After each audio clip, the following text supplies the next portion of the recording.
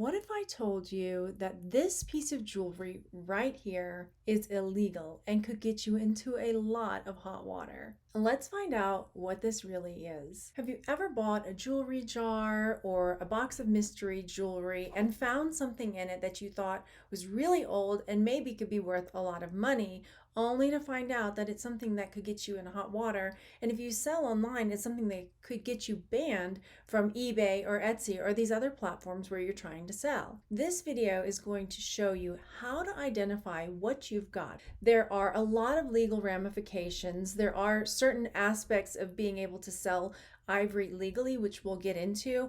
But most of the time, especially if you're a jewelry reseller and you found pieces like these in jewelry boxes, mystery boxes, jewelry jars, or what have you, that it's a piece that you're not going to be able to prove the provenance, the age of it, and be able to sell it. So we'll get into all of that. And I'm also going to show you if you've got a piece of jewelry that looks like ivory but isn't. So we're going to be able to distinguish all of these different materials by the end of this video. I'm not going to go too much into the morality and the history of the ivory trade. We all know that it's really awful. There are lots and lots of videos and lots of information out there, which I can link below if you're wanting to learn more about the ivory trade and the poaching that is still happening in certain parts of the world. It is, of course, something I abhor, but the reality is if you're a reseller and you are picking up jewelry to resell, this is important knowledge for you, because if you try to sell something not realizing it's ivory, the whole point of this video is for you to be able to know when you've picked up a piece of jewelry, whether it's ivory or bone or celluloid or something else that you can or cannot sell depending on what the material actually is. So by the end of this video, you will be able to tell. So this piece of jewelry I actually got in a mystery jewelry box from Goodwill.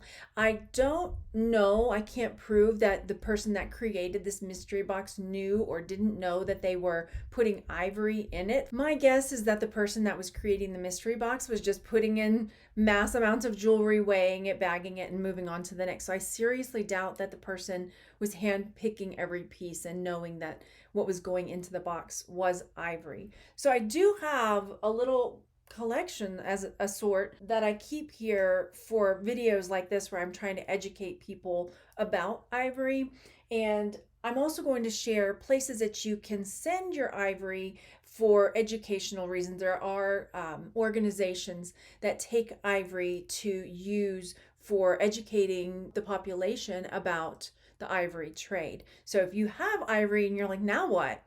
Because I can't sell it, you can keep it, but you can't, you could wear it, but most people don't really want to wear it. So what to do now? So this is what I do in the moment. I have this box where I keep it. I try to keep it and be respectful, and then pull it out when I want to share this information with you. First things first, let's talk about how to identify ivory. One of the main ways to identify ivory is by the Schreger lines. And the Schreger lines are the pattern that's made from the tusk of the elephant. So while there is ivory that comes from other animals such as walrus tusk, the one we're really going to focus in on here are the elephant tusk ivory. I'll touch a little bit on some of the, because it's something I think you might find as a jewelry reseller. It might be good to know. But when you're looking at elephant tusk, you're really going to be able to see the Schreger lines. And what that is are these crosshatch patterns, looks like little X's. And when you turn the piece, let's say I'm seeing the little crosshatch pattern along the edge, if you turn it to the other side, those lines should turn into these like parallel lines. So on one side, you'll see little cross hatches, and then on the other, it'll be parallel. That's what you'll really look for when you're looking at ivory. Then with ivory, over time, it can start yellowing and even turning kind of an orangey color on certain pieces if they're really old. And I wanted to show you a comparison of these two pieces. So here I've got a piece of plastic. You'll notice it's just smooth and shiny. And then here you'll see on my bracelet, you can see those lines in there. And you can see, yes, it's reflective, but it's not like plastic reflective. I wanted to pull out these other pieces so you can also get an idea of how this ivory can start yellowing with age. So here's the original piece of ivory I was showing you. And here are a couple of other pieces, as you can see, that have gotten a little bit yellowed. Let's talk about the different materials that you might have that can often be mistaken for ivory. The first is bone.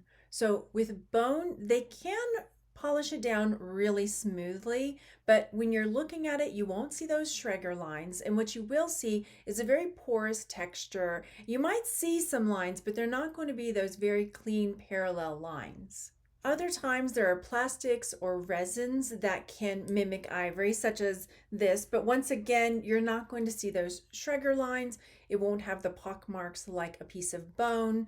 And with plastic pieces, usually they're going to be smoother and lighter than a piece of ivory would be, because ivory tends to be a little bit heavier and denser when you're holding it. Next is Tagua nut, and this is also called vegetable ivory.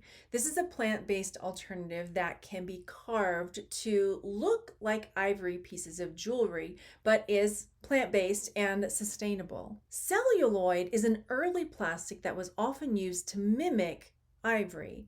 And a lot of times you will see frames or brushes or jewelry boxes made from celluloid. Oftentimes they'll even put those parallel lines on the piece, but when you're looking at the side, you won't see that crosshatch pattern. It's often lighter and more brittle than ivory would be, and over time, as it starts to degrade, it starts giving off a chemically odor. While elephant ivory is what you will probably find most frequently if you're finding it in jewelry boxes or jewelry jars, you might find something called Scrimshaw. Scrimshaw is most commonly made from whale's teeth or bones, and it is carved. A lot of sailors would take these pieces and carve them or carve designs into them. So these are other pieces that you might find when you are out thrifting, garage sailing, or even in a jewelry box or jewelry jar. So what are the legal ramifications? Every time I make an educational video or I find ivory in a jewelry box and I talk about it, there's always somebody that wants to make the comment as if I am not aware of the legal laws. I understand that there are certain situations in which ivory can be sold. There are certain laws in countries and states that will let you know if you have documentation that this piece was sold or created prior to, I'm not sure what the new one is, but prior to a certain date, if you can prove that, then it is legal to sell, but you have to have your documentation in order to do that. But that being said, you still cannot sell it on eBay. If you're selling on eBay or Etsy, these are pieces that you can't sell there. They just won't, they don't touch it. So if you're trying to sell these items on eBay or Etsy, it is forbidden on those sites. eBay's policy explicitly says the sale of all ivory, including African and Asian elephant ivory, is not allowed. Don't even try. So violating the rules on these sites can get you permanently banned from selling. It just isn't worth it. Another comment I frequently get is from people who are angry that I'm even talking about ivory because of the horrible poaching, and I don't disagree with that. I would not go out and buy ivory on my own. But I think it's very important educationally for people who are picking up jewelry jars, jewelry bags, mystery boxes to know what they've got when they found it, because you wouldn't want to continue that line. You want to be able to have an answer for, okay, now I know what this is. Educationally, I know.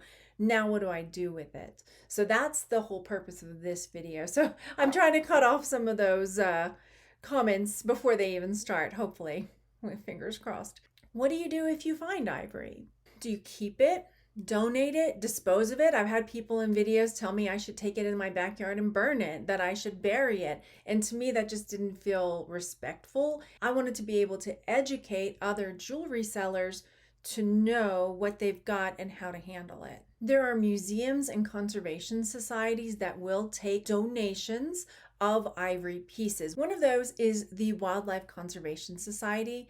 They accept donations of ivory to help support anti-poaching campaigns. I would love to hear from you, especially if you're one of my fellow jewelry sellers. Have you found ivory in the past? And if so, what choice did you make to do with it? Did you donate it to conservation efforts? Did you keep it for educational purposes?